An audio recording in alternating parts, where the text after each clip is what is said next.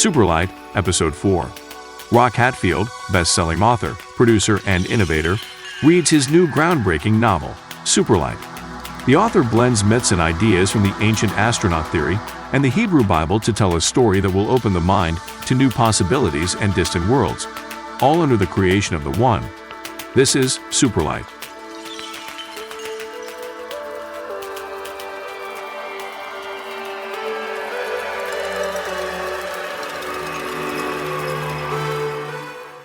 One of the Greys survived the crash on Max Braswell's farm near Roswell, New Mexico, the pilot and expeditionary leader, says Captain Barbara Carpenter, Commander Special Operations on station at Pine Bluff, Arkansas. "Thank you for that brief, Captain," Senator Abramson replies. "Captain, are we monitoring that station now?" the senator asks. "Yes, sir, we have 2 deep space birds looking at it right now. They were launched 6 years ago under the command of the Space Force. That station is very busy, scout ships flying in and out very routinely." "Thank you, Captain," the senator adds. A panel of Washington types can be seen in the video call. "Captain, I understand that these creatures only inhabit the bodies we see. The small Greys, Almadies. It's a type of suit that allows them to interact with this realm or dimension." "Is that the understanding?" asks one of the other senators on the panel. "Yes, that's our understanding, Senator. Our research has indicated that the Greys are a living space suit with a creature made of some sort of light energy operating them. These light creatures reportedly can move in and out of these living space suits," explains the captain. "Have we ever seen the energy beings, Captain?" the senator asks. "Not that I am aware of, Senator, but that doesn't mean that someone may have seen them. There are many security levels above mine, 5 that I know of and maybe more. My understanding is that many of those are above POTUS." "Okay, thank you very much, Captain. By the way, is there someone we could speak with that has more information?" She laughs. Something amusing caption. "Senator, you should speak with Brad Hilliard at Advanced Photonics in Boston. I understand he has prototyped a camera that can see these things." "How do you know about this?" the senator asks. "Senator, I am in the intelligence gathering business," she smiles.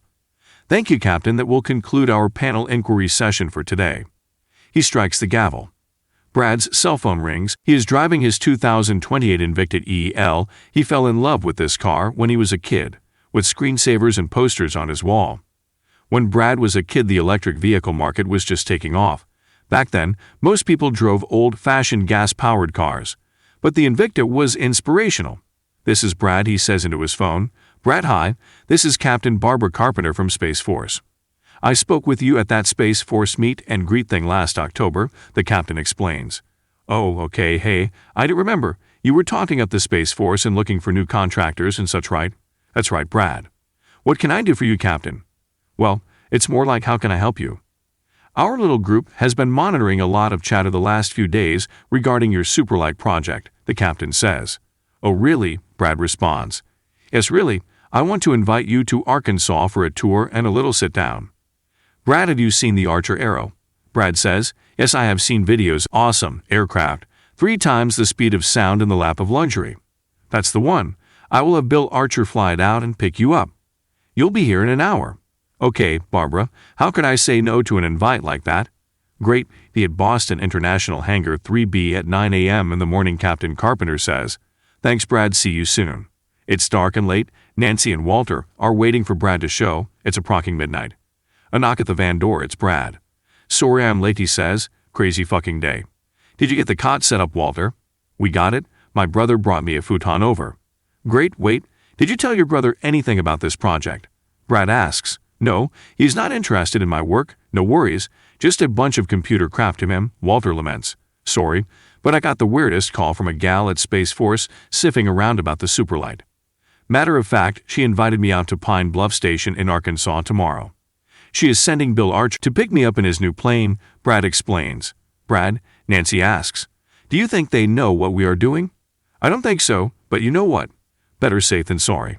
"Walter, anyway, we can move the van to a remote location, at least until we find out what is going on." Walter nods yes. "Okay, I am going to sleep for a few hours before I get ready to meet Archer at the airport." "Nancy, did you prepare a list?" "Check," Nancy says. "Okay then, let's try this."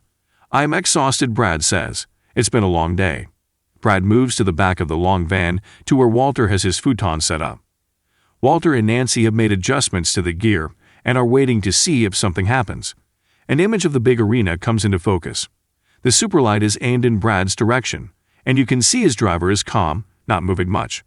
Walter and Nancy step outside the van for some fresh air. They immediately notice some black SUVs parked at the other end of the garage. Nancy, I don't like the looks of that. No, me neither, Nancy says. Nancy and Walter quickly enter the van. Walter gets into the driver's seat and starts the big truck. He pulls it into drive and rolls slowly out toward the exit. The black SUVs are empty. The occupants must have went upstairs, Walter says as he drives carefully. Walter eases out onto a street, then up onto a highway. Nancy walks back to where Brad is sleeping to appraise him of the situation. When she passes by the screen, she can see the driver is gone from Brad's body. She pans the Superlight around to see if she can find it. As she pans around, she sees it. It is looking at the panel that holds the 3 iridium chips. Nancy walks to it. Can you hear me, driver? It turns quickly. Yes, I can, Tescalara. Nancy is curious. Why do you call me by that name? The driver responds to her inquiry. Because this is your Etherian name. You are one of my 11 daughters. Nancy's eyes are wide open. Wait, what? You know me, driver? My name is Zia of Inth. You are Tescalara of Inth. You were a gift of the One. The One provides. Nancy is stunned. So Zia, you are telling me you are my father. My driver's father. Yes, that would be accurate, Zia says. We have both chosen this travel that we might be close. However, the travelers are to never learn of the driver. The traveler is to remain oblivious to the driver. Your travel, my travel have now become voided. We can no longer from this point provide unbiased data to the One. We now risk the travels of many Etherians if the Waterbots continue to use this device. Wait, Zia, I thought the travelers, which is a nicer term than Waterbots, can only do what the driver tells it to do. That is accurate, Zia explains. This can only mean that this unauthorized device is being promoted by an Etherian of the New Empire. Zia, I heard Brad mention the New Empire in the Old Dominion. Zia disappears. Brad is waking up. Nancy, what is going on? Are we moving? Brad, we saw a bunch of black government SUVs parked in the garage, so we left quickly, so now we are on the highway moving west, I believe. I am glad you are awake. Why did you wake me earlier? Brad mumbles. I was speaking to your driver, Zia Vinth. What? Brad says. Yep, your driver is my driver's father. What? Brad says again. That's right, and my driver is named Tescalara. So Zia, get your lazy ass out of bed, and let's decide where we are going to park this beast. I'm starving. Let's pull into some truck stop and get something to eat. It's 4 a.m. I have to be at the airport at 9, Brad says. Nancy, Walter, and Brad are walking across the jet stop parking lot. After finishing a breakfast special, they stop at the van. Okay, I am going to get an Uber back to my place, clean up, and get to my flight, Brad says. Nancy is on her phone and becomes animated. Okay, let me call you back in a few. She hangs up. The Feds, FBI, I think, raided our offices. They raided the labs, took out all kinds of stuff. Computers, everything that wasn't nailed down, Nancy says, out of breath. That was those guys in the black SUVs, Walter surmises. That is so fucked up. My shareholders and the board are going to freak right the fuck out. Brad says as he dials the phone. I am getting on that plane like I am. I will take a bird bath here and go on out to the airport from here. Walter, can you hide the van somewhere safe? Yes, I know some good spots. I'll take care of it. Nancy, go with him. Don't say anything until we find out what is really going on. I'm sure it has something to do with the Superlight.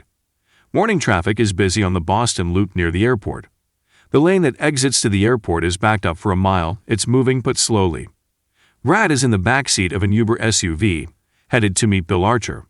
He is frantically working the phone. He has spoke with his assistant Elaine, and she has reported that the FBI has served a search and seizure warrant on the Advanced Photonic Lab and everything related to the Superlight project. Brad, they took everything that wasn't bolted down. They said they were here on orders of the Justice Department. What are they up to? Elaine asks. Well, my guess is they see the Superlight as some sort of national security threat. That's my best guess right now. I am at my meeting now, Elaine. I will call you in a while. Okay, Brad. They are asking for you. What should I say to them? Tell them I should be in the office later today. Be careful, Brad, Elaine says as she hangs up the phone. The Uber is pulling up to the big 3B hangar on the south end of the airport.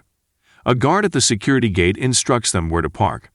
Just as Brad is exiting the SUV, he hears a very loud whining sound. He thought it was an aircraft in distress perhaps, but then quickly noticed a gleaming private jet-sized craft coming down vertically from high above. It was the Archer Arrow. Brad studied it as it slowly made its way to the ground. Brad could hear all the clicks and clacks coming from all the hydraulic actuators that controlled the 4 big turbofans that power it. Super impressive, Brad shouts over the engines to the Uber driver. Brad stands and watches as the craft settles to the ground. The door opens, and world-famous aviator Bill Archer is jumping down the air stairs onto the tarmac.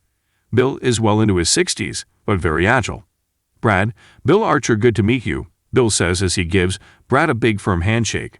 "Good to meet you, Bill. I have read a lot about you and your company." "Oh, sir, the one?" Bill chuckles. They move toward the plane and step aboard. Bill left the engines idling. Bill buttons up the door, and it becomes almost tomb-like quiet. "Wow, Bill, it's so quiet." "Yes, all our aircraft have a noise cancellation software system, but on this thing we needed to pull out all the stops." Thank you for joining us for this exciting installment of Superlight. Look for the print version of Superlight where you buy books. Superlight is part of the Atlanteum Network, a collection of books, videos, and podcasts. You can find all things Atlanteum on Amazon, Lulu, YouTube, Twitter, and Facebook. Until next time, power and glory to the One.